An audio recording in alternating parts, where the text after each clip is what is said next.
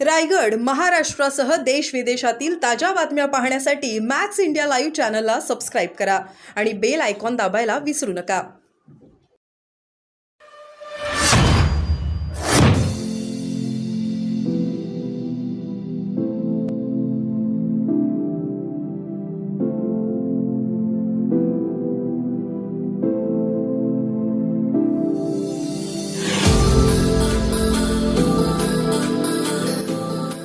आपण पाहणी केली आहे, काय सांगा?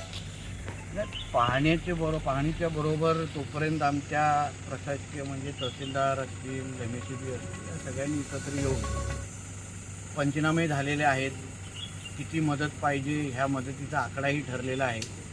MSCBच्या माध्यमातून मदत कार्य अतिशय जोमाने काम सुरू झालेलं आहे. मदत म्हणजे लोकांपर्यंत पोचलेली आहे.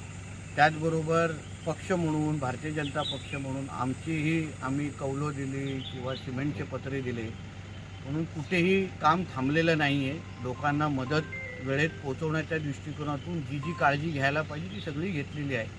आता महत्त्वाचा टप्पा म्हणजे राज्य सरकारकडून, पुनर्वसन खात्याकडून जी अपेक्षित मदत आहे ती मदतीसाठी प्रस्ताव तहसीलदाराकडून कलेक्टरकडे गेलेला आहे आणि कलेक्टर राज्य सरकारपर्यंत पोचवणार आहे.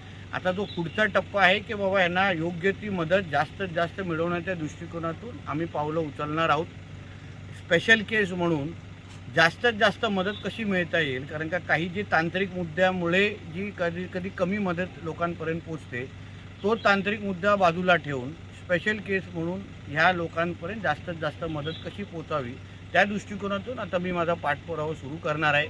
संबंधित मंत्री सन्मान्य अनिल पाटील जी आहेत किंवा आमचे पालकमंत्री रवी चव्हाण जी आहेत आणि उपमुख्यमंत्री आमचे देवेंद्र फडणवीस साहेब आहेत, या सगळ्यांशी चर्चा करून जास्तीत जास्त मदत आमच्या ह्या लोकांना कशी मिळवता येईल, जेणेकरून हे परत आपलं आयुष्य सुरू करता येईल आणि त्यांचा परत सगळ्या गोष्टी रुळावर येता येईल, त्या दृष्टिकोनातून आमची पावलं आम्ही टाकणार.